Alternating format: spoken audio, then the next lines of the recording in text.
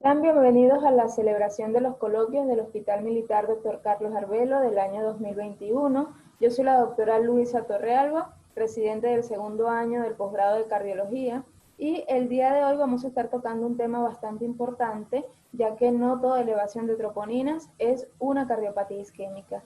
Es importante que luego de esta presentación ya tengamos los criterios bien definidos. Acá una revisión o una muestra de las revisiones que se realizaron para llevar a cabo esta presentación. Y para entrar ya en tema debemos saber que la cardiopatía isquémica es una enfermedad ocasionada por la aterosclerosis de las arterias coronarias, siendo este un proceso lento que conlleva la acumulación de colágeno, acumulación de lípidos y de células inflamatorias, que como producto final, ya sea por la presencia o formación de un trompo o por el estrechamiento de las arterias coronarias, lo que va a dar lugar es una isquemia aguda, dando lugar a los síndromes coronarios agudos, que realmente tienen presentaciones bastante amplias. Entre ellas se incluyen una parada cardíaca, shock cardiogénico que puede estar dado por inestabilidad eléctrica o hemodinámica, y se incluyen también ciertas complicaciones como la regurgitación mitral severa. La causa mayormente de estas afectaciones que podemos evidenciar acá es el infarto agudo del miocardio, por lo que debemos conocer su definición. Y para esto traigo a presentación el consenso realizado en el 2018, que es la cuarta definición del infarto agudo del miocardio. Y lo define como la presencia de necrosis de los cardiomiocitos en contexto clínico compatible con isquemia aguda. Para esto, la guía también establece que debe contar con diferentes criterios diagnósticos. Entre ellos tenemos la elevación de biomarcadores cardíacos, tales como las troponinas, un aumento o descenso de las mismas por encima del límite superior de referencia del percentil 99, ya habla de daño miocárdico. Y pudiera ser infarto agudo al miocardio si cumple con otros criterios, tales como cambios electrocardiográficos, y además debemos mostrar por imágenes, bien sea por ecocardiografía transtorácica, la pérdida de miocardio viable y además ciertas alteraciones de la motilidad que sean compatibles con isquemia. Importante saber también que la presencia de ondas Q patológicas se toman en cuenta como criterios para el diagnóstico de un infarto agudo del miocardio. Una vez conociendo ya esos diagnósticos, pues debemos saber que la guía nos habla de un criterio exclusivo de daño miocárdico. Textualmente tomado de la guía, nos habla de que la detección de un valor de troponina cardíaca por encima del límite superior de referencia del percentil 99 se define como daño miocárdico. Y además de esto, podemos saber si es agudo o crónico, ya que se habla de que es agudo cuando hay un aumento o reducción de estos valores, y es crónico cuando estos valores se mantienen estables. Conociendo ya el concepto y criterio de daño miocárdico, debemos diferenciarlo del síndrome coronario agudo. ¿Y cómo hacemos esto? O del infarto agudo del miocardio. ¿Y cómo hacemos esto? Pues realmente basándonos y llevando a cabo todos los criterios que nos establece la guía para ello. Entonces, entre los criterios de un infarto del miocardio tenemos que la definición clínica de él se va a basar en la presencia de daño miocárdico agudo que va a ser detectado por la elevación de biomarcadores cardíacos en el contexto de evidencia de isquemia miocárdica aguda, como ya lo había mencionado anteriormente. Entonces, ¿qué significa esto de un contexto de isquemia miocárdica aguda? Pues no es más que la presencia de sintomatología, como en el caso del dolor torácico, que puede ser típico o atípico en dependencia del sexo, la presencia de otros criterios como, en este caso, alteraciones a nivel electrocardiográficos. En este caso podemos observar una elevación del segmento ST y acá una isquemia subepicárdica, y como también ya les había mencionado, podemos encontrar o debemos encontrar para tener otro criterio establecido por la guía, es la pérdida del miocardio viable a través de un eco transtorácico, y que además también podemos encontrar alteraciones a nivel de la motilidad que sea compatible con un patrón isquémico. Ahora bien, ya hemos hablado que las troponinas nos sirven para el diagnóstico tanto de daño miocárdico como de infarto agudo del miocardio. Entonces es por esto que nos hacemos la siguiente interrogante. ¿Qué son las troponinas cardíacas? Pues bien, las troponinas no son más que proteínas estructurales que van a intervenir en el acoplamiento de actina-miosina del filamento fino del miocito, regulando la fuerza y la velocidad de la contracción muscular. Tenemos diferentes tipos de troponinas, entre ellas la troponina C, que se va a encargar de unirse al calcio, la troponina I, que se va a unir al citoesqueleto, y la troponina T, que se va a unir a la tropomiosina. Juntas forman un complejo de troponinas que, unidas a la tropomiosina, lo que van a hacer es regular la interacción entre la actina y la miosina de todos los tejidos musculares.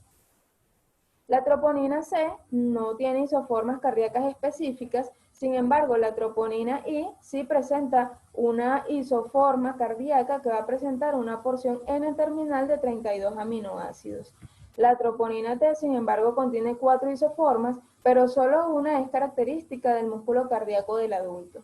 Es importante saber que el mayor pool se va a encontrar dentro del sarcómero y otra pequeña porción se va a encontrar en el citoplasma. Aproximadamente alrededor del 6% va a ser de troponina cardíaca T y el 3% de troponina cardíaca I. Ahora bien, ya conociendo qué son las troponinas, debemos saber mediante cuáles mecanismos pueden elevarse las troponinas. Y por medio de estos mecanismos vamos a poder entender que no toda elevación de troponinas es un síndrome coronario agudo o una cardiopatía isquémica. Entonces, dentro de los principales mecanismos tenemos la necrosis. El mecanismo por lo cual se va a producir liberación de troponinas mediante este mecanismo es que va a haber una degradación enzimática de estructuras internas y pudiera estar dado por causas tanto isquémicas, inflamatorias o incluso traumáticas. Además de esto, otro mecanismo importante es la inflamación de la membrana. Bien, debemos conocer que estos casos mayormente se pueden generar o podemos conseguirlos en patologías como la miocarditis. Y acá solo va a haber un aumento de la permeabilidad de la membrana que va a permitir una liberación de las troponinas cardíacas. En el caso de la isquemia transitoria, pues esta se va a dar por diferentes mecanismos que ya hemos mencionado, como la necrosis y la inflamación.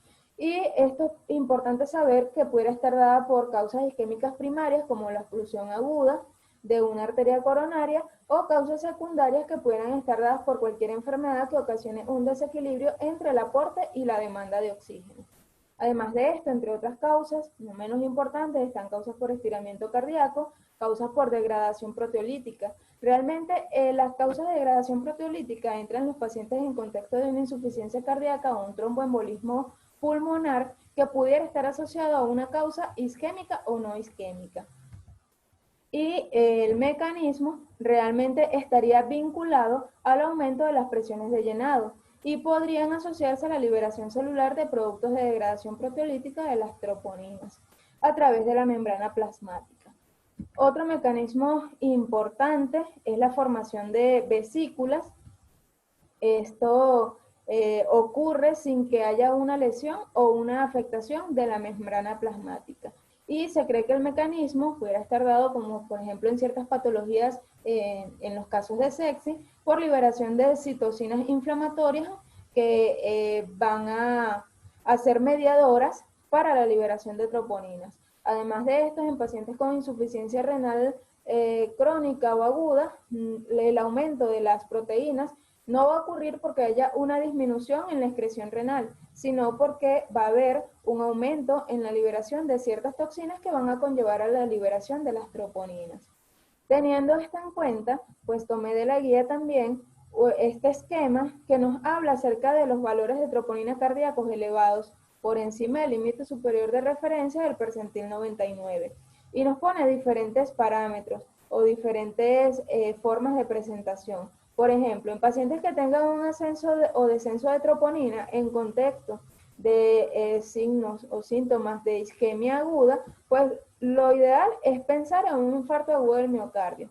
Ya luego desarrollaremos las causas en dependencia si es por aterosclerosis más trombosis o si es un desequilibrio entre el aporte y la demanda de oxígeno, y en dependencia de ello, pues estableceremos los diferentes tipos de infarto que pudieran haber ocasionado este aumento o descenso de las troponinas.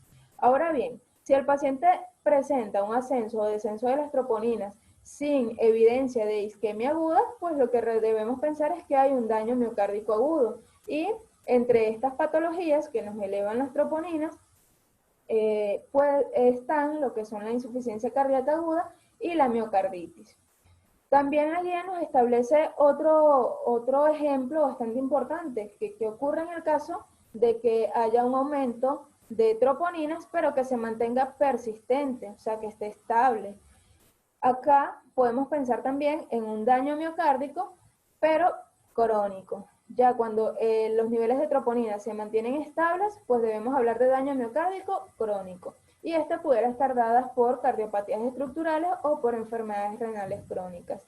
Y ya, bueno, para finalizar, acá traje un cuadro donde la guía nos establece las diferentes causas de daño miocárdico, entre ellas las ya mencionadas sepsis o enfermedades infecciosas, enfermedad renal crónica, ciertas patologías que ponen al paciente en un estado crítico y además ciertos fármacos por quimioterapias que también pueden tener un aumento o descenso de las troponinas cardíacas y que no necesariamente tiene que ser en contexto de un síndrome coronario agudo. Entonces, ya con esta presentación, pues espero que les haya quedado claro que no toda elevación de troponinas cardíacas es una cardiopatía isquémica. Importante para la realización del diagnóstico diferencial conocer las diferentes patologías, que son muchas, que pueden elevarnos troponinas y que no necesariamente tienen que ver con la cardiopatía isquémica. Muchísimas gracias por su atención.